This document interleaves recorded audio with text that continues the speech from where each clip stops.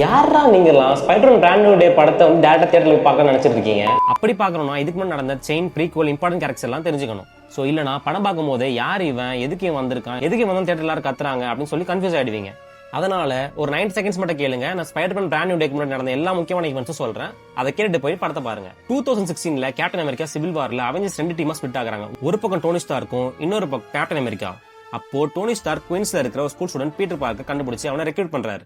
அங்கதான் MC Spiderman journey start ஆகுது. அதுக்கப்புறம் ஸ்பைடர்மேன் ஹோம் கமிங்ல பீட்டருக்கு அவெஞ்சர்ஸ்ல ஜாயின் பண்ணணும் ஆசை. ஆனா டோனி ஸ்டார்க் நீ சூட்னால ஹீரோ இல்ல, சூட் இல்லாம இருந்தாலும் ஹீரோவா இருக்க முடியும் ஒரு முக்கியமான லெசன் கத்து கொடுப்பாரு. அதே லெசன் பீட்டரோட கேரக்டர் உருவாக்குது. அப்புறம் இன்ஃபினிட்டி வார்ல தானோஸ் எர்த் அட்டாக் பண்ணும்போது பீட்டர் டோனி ஸ்டார்க்கோட ஸ்பேஸ் ஷிப்ல ஸ்னீக் பண்ணிட்டு ஸ்பேஸ்க்கு போயிடுவாரு. ஆனா தானோஸ் ஸ்னாப் பண்ணதுனால பீட்டர் டஸ்டா மாறும் போது சொன்ன அந்த dialogue, mister Stark I don't want to go. No, I don't want to go, sir. Please, please, I don't want to go. இந்த சீன் இன்னைக்கும் மார்வல் ஃபேன்ஸ் மறக்கவே மாட்டாங்க. இதுக்கப்புறம் எண்ட் கேம்ல ஹல்க் ஸ்னாப் பண்ணதுனால பீட்டர் திரும்பி வருவார். ஃபைனல் பேட்டில்ல அவெஞ்சர்ஸோட சேர்ந்து தானோஸை டிஃபீட் பண்ணுவார். ஆனா அந்த விக்டரிக்கு கொடுத்த பிக்கஸ்ட் சாக்ரிஃபைஸ் தான் டோனி ஸ்டார்க்கோட டெத்.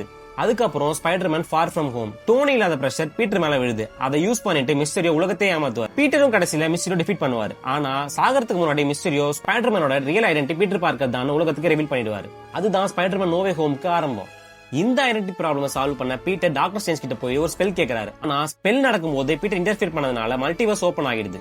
இதுல doctor octopus, green goblin, electro, Sandman, lizard மாதிரி வில்லன்ஸ் எல்லாரும் வேற யூனிவர்ஸ்ல இருந்து வந்துடுறாங்க. அது மட்டும் இல்ல, நம்ம சைல்ட்ஹுட் ஃபேவரட்ஸான டோபி மேக்யூரும் ஆண்ட்ரூ கார்ஃபீல்டும் ஸ்பைடர்மேனா திரும்பி வராங்க. 3 ஸ்பைடர்மேனும் சேர்ந்து மல்டிவர்ஸை சேவ் பண்றாங்க. ஆனா கிரீன் காப்ளின் அட்டாக்ல பீட்டரோட பெரிய சப்போர்ட்டா இருந்த ஆண்ட்மே உயிரிழந்துருவாங்க. கடைசியில பீட்டர் எடுக்கிற சாக்ரிஃபைஸ் தான் அவரோட லைஃப்ல பிக்கஸ்ட் டெசிஷன். டாக்டர் ஸ்ட்ரேஞ்ச் ஒரு ஸ்பைனல் ஸ்பெல் யூஸ் பண்ணுவாரு. அதுக்கப்புறம் எம்ஜேக்கு பீட்டர் ஞாபகம் இல்ல, நெட்க்கும் ஞாபகம் இல்ல, அவெஞ்சர்ஸ்க்கும் ஞாபகம் இல்ல. இந்த உலகத்துல பீட்டர் பார்க்கனா யாருன்னு யாருக்குமே தெரியாது. இப்போ பீட்டர் பார்க்க ஜீரோல இருந்து தனியா ஒரு புது லைஃப் ஸ்டார்ட் பண்ண போறான். அதுதான் பிராண்ட் நியூ டே.